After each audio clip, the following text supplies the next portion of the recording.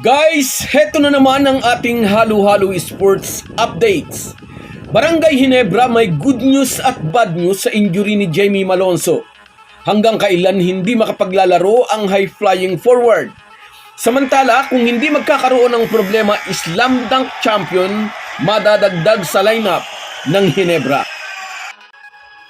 Pag-uusapan po natin yan, pero bago ang lahat ay maglalambing po ako sa inyo na isubscribe ninyo itong ating channel at kung di masyadong makakaabala ay i-like at paki-share na rin ninyo.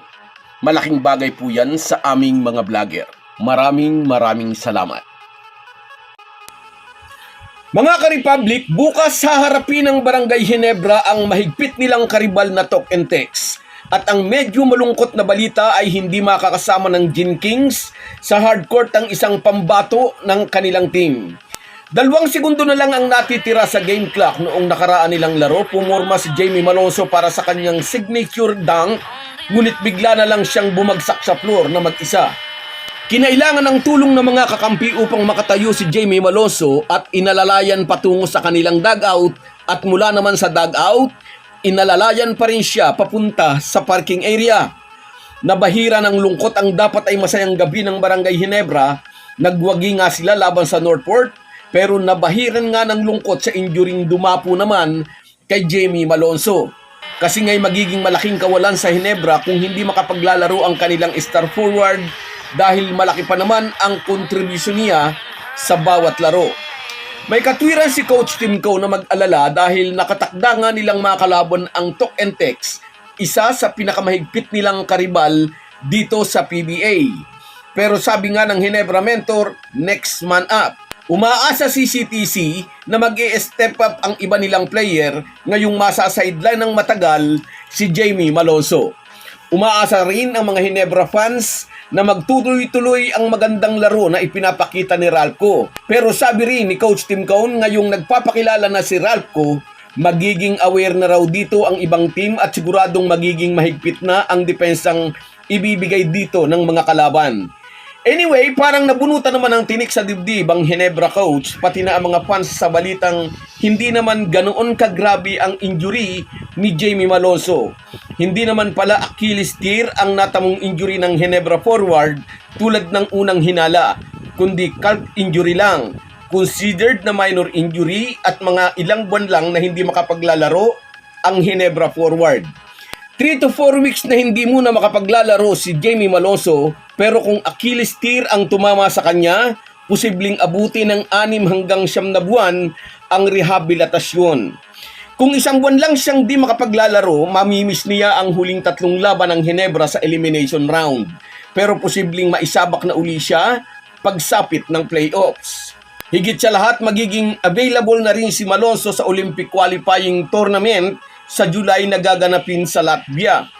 Sa inaasahang pagkaka-sideline kay Malonzo ng 1 buwan, sasandal naman ang Ginebra kina Scottie, Japet, Stan Hardinger at iba pang core ng kupunan, kasama sina Ahan Misi at Pringle at Nards Pinto. Huwag kalimutan si Sydney Onwebere na nag-i-step up din kapag nabibigyan ng sapat na playing time. At muli aabangan ng mga Ginebra fans ang bagong gunner ng Ginebra na si Ralph. Makakalaban ng Gin Kings ang talk and text na pangungunahan naman ni na Roger Pugoy, Jason Castro at Calvin Oftana. Habang tumatagal ay tumatalas din ang 3-point shooting ni Oftana, isa sa mga tirador ni Tim Coe sa kupunan ng Gilas Pilipinas. Magkakampi sila sa national team, ngunit galit-galit muna sila dito sa All-Filipino Conference.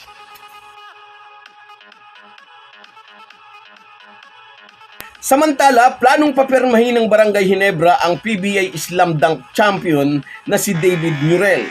Winave si Murrell ng Magnolia Hotshots, pero dahil sister teams ang Ginebra at ang Magnolia, bawal sa PBA rule na mag-sign si Murrell sa Gin Kings dahil pagmamay-ari ng iisang kumpanya ang 2 team na nabanggit.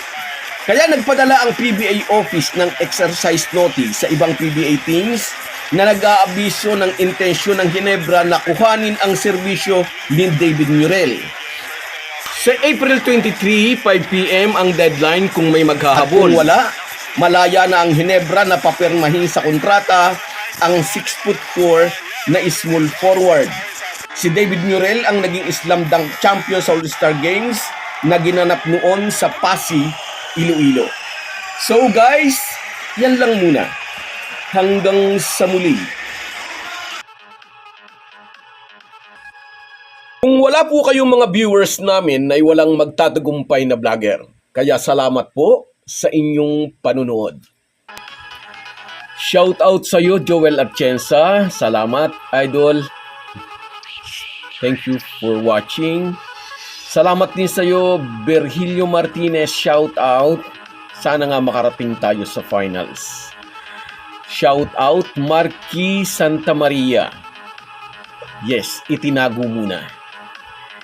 Shout out, Roger Dondon. Yes, rising star na itong si Ko. Shout out din sa iyo, Erwin Santiago. Sa'yo rin, Water Lady. Yes, ang ganda ng flow ng kanilang offense nung nakaraan. And then ito si shout out Cecilia Guevara. Yes, good luck. Virgilio Martinez. Shout out sa iyo, idol. At kay Rosemary Juan at sa iyo via happy watching. Salamat sa inyong lahat. Kahit gaano po tayo kabisi ay huwag po nating kalimutan ang ating buhay espiritual. Lagi po tayong magpasalamat sa bawat araw na dagdag sa ating buhay. Malaki po ang maitutulong ng pananalangin araw-araw. Isang paalala po mula sa inyong Halo Halo Sports Republic.